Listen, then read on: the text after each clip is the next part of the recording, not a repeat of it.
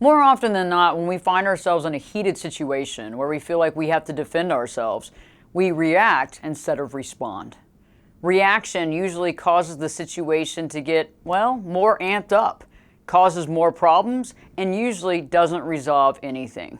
If you found yourself reacting instead of responding, you'll want to watch this video.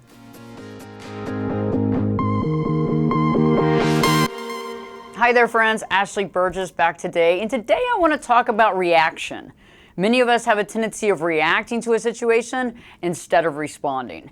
And what happens when we react is we get ourselves in a world of hurt. Because what's happening is we're not thinking before we speak, we're not even giving it the appropriate amount of understanding and examination before we just say whatever we say, usually in a fight or flight response. So let's begin today's video talking about reaction. We'll talk a little bit about response, and also we'll talk about the situations that we find ourselves in when we have a tendency of reacting. Many of us realize that there's a major difference between reaction and response, and we actually know when we're going into reaction mode, right? Because we haven't thought about it. Because actually response takes us to step back. It takes us to step back and analyze the situation, right? And so when we know the difference, we feel the difference, right? Because one increases our cortisol levels, it makes us stressed out, it makes us angry, and usually we wrench up the situation. And the other thing about reaction is that it doesn't empower us at all. It takes away from our power as an individual, because we're allowing that person to basically take that power by our reaction instead of standing in our power and analyzing the situation and deciding to respond if we want to. When we react, we're actually operating from underlying assumptions and beliefs that we might not even be aware of. Subconscious beliefs, right? So when somebody pushes us into a corner and we have to basically get out of that corner and we're reacting from some unconscious belief system, right? So maybe somebody's asking us or pushing us into that corner about saying that we aren't telling the truth or we aren't being honest. And so because of some of our unconscious beliefs, we begin to claw our way out of that corner to try to defend ourselves. But in reality, do we really need to do that? And we do that because of those underlying thoughts. We all have prehistoric beliefs that really do hold us back. And maybe we've dealt with numerous manipulation and relationships where we've had numerous gaslighting experiences. And so we begin to get into that fight or flight mode, that survival mode, right? And that leads us into a world of hurt. Because reaction can occur in the space of a few seconds, it's usually immediate and it's not thought out, it's not deliberate, and it's definitely not the optimal way to respond. But because of those underlying thoughts that we have, those prehistoric thoughts that we have from toxic relationships, from the way that we were raised, we have certain negative belief systems about ourselves. And we fear that other people are questioning us as well. And so when we feel questioned or backed into a corner, we react. Right? And the interesting thing is that when we react, we give our power away. So when somebody's questioning our validity or questioning our truth, instead of standing in that power and really listening to the circular logic that they're presenting because it's not true, we instead react and give them power to the argument, even convincing them more that they might be right. When you think about responding and responses is usually a thought out plan. It's thoughtful, right? You're actually using thoughtfulness and to consider exactly how you're going to respond. You're using reflection on the situation. One of the biggest things is that you're actually taking the time to listen to the other person to hear exactly what they're saying. Sometimes they might have a true argument, other times not so much. And so we're really able to kind of pull apart the argument and understanding without throwing all that emotion into it. I know that when I respond with emotion, I usually respond off base. And I also am giving them a little bit of power to the conversation, which doesn't make sense because more often than not, the thing that they're throwing back at me has nothing to do with my reality. And so when we look at responses, we have to look that when we're responding, we're not shooting from the hip. Okay, we're not just throwing that out, but we're actually offering a careful, deliberate response that's honest and true and based in our reality, and it allows two people to interact smoothly, or at least one person to stand in their power and not to give their power away to the other person who might be yelling, screaming, basically trying to grab the other person, throwing things. And so why keep escalating it when we don't need to go there? I found one thing to be quite true, is that when we react, we don't respect the other person. When we react, it is a fight or flight mode. And usually that reaction is something that we feel that we have to do to defend our reality, right? And I don't know about you, but I've realized that nobody has power over me. I have my power, and I don't need to give my power away.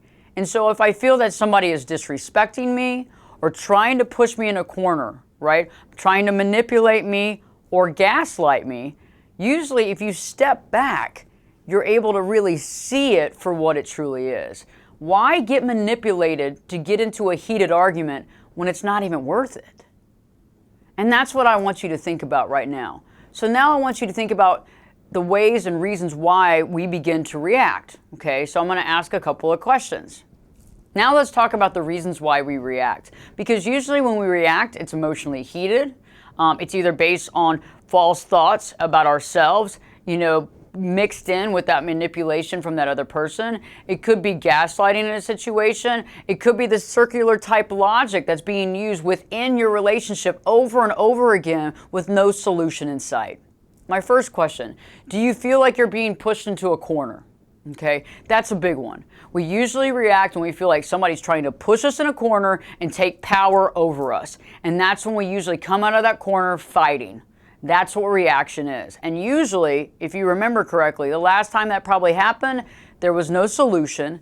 The argument got more heated, and you ended up probably apologizing to the other person because you said something and they got hurt. And so the argument turned into not about what the initial argument about was, it turned into you defending yourself about arguing, and then the argument turned into who argued worse, right? And who did the worst thing? Well, you threw this and you did this and you grabbed my arm.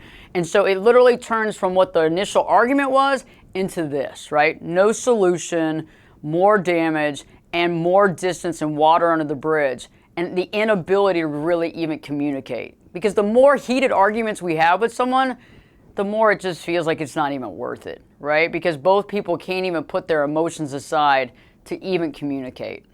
The other question that I want to ask you is that, do you feel that the other person is questioning your truth? When you feel that someone else is questioning your truth, we have a tendency of reacting, okay? Especially if somebody is constantly questioning your truth. And that's something that you have to ask yourself that question. Is this relationship worth it? If this person is questioning my truth on a constant basis and I'm not doing anything wrong, why am I still in this relationship? Okay? Because if you find yourself defending yourself on a constant basis and you're not doing anything wrong, you need to kind of look past that and stand in your truth and ask, why do I keep wanting to defend myself with somebody that doesn't believe me anyway? Because truth, honesty, respect, and acceptance is all we really have in a relationship. And if that's not there, I really don't know what's really solidly there to hold the relationship together. Another question that I want to ask you, do you feel controlled by the other person? Many times we react because we feel like we're being controlled, we're being manipulated by them, that they're constantly starting arguments to make us feel bad, constant manipulation, constant gaslighting. And that can allow you to want to react even more. And this becomes a very volatile, unhealthy relationship, right? Because a good relationship is not about manipulation. It's not about pushing other people's buttons on a constant basis. It's not about constant drama. Okay? A good relationship is based on understanding. Yes, are there arguments? Sure, but the arguments have resolve because they're based on something that can be resolved. And so that's another thought that I want you to think about. Another question that I want you to ask yourself, are you in a relationship where you feel like you constantly have to explain yourself? Do you feel like you're over-explaining yourself to the fact that you're blue in the face and it's really causing you to get angry and resentful? Okay, this is a big question, because if you feel this way and you're constantly explaining yourself and the other person is not getting it, you change the conversation around and try to explain from a different perspective and they still don't get it. And then you try it again and again and again. Eventually you're going to blow up. Okay, and that needs to be another sign and indication that both of you are speaking a totally different language. Okay, and if that's the case, we really have to understand, because if you're speaking one language and they're speaking another and neither one of you are going to learn the other person's language, this is doomed. Okay, so really think about that, because if you're explaining yourself to your blue in the face, that's going to cause you to wrench it up, to get angry, and you're also going to feel like you're not heard. And when people don't feel like they're heard, what do? Well, we do whatever we can to be heard, and that's what reaction is. The last question that I want you to ask yourself is, do you have constant arguments with your spouse or significant other that gets quickly wrenched up with no end in sight? Okay.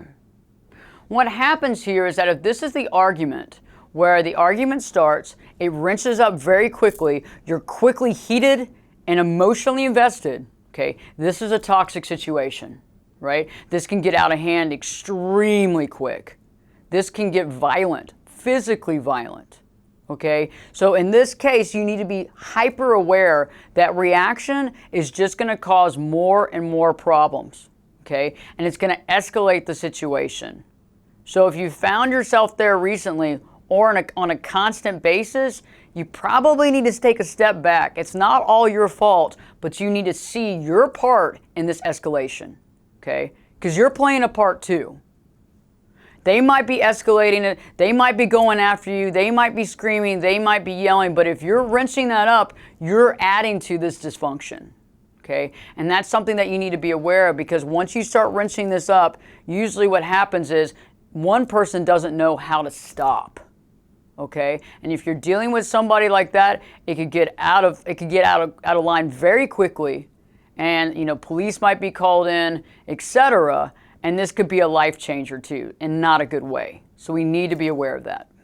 And so I really want you to think about this. Is emotions stepping in front of the reality of the situation? Because we know that when we react out of emotion, right? We react out of anger.